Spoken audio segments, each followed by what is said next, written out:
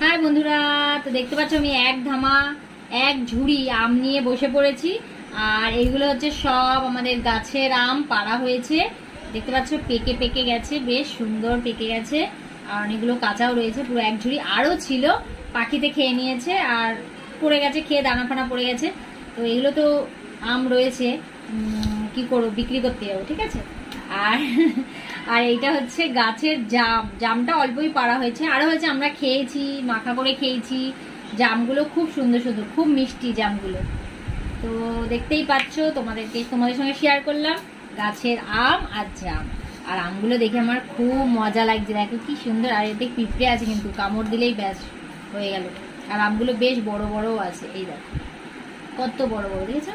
তো এই আমগুলো সবাইকে দেয়া হয়ে গেছে, অনেককে দেয়াও হয়ে গেছে। আর এতগুলো রয়েছে, খাওয়া হয়েছে, দেয়া হয়েছে, সব হয়েছে, এখনো এতগুলো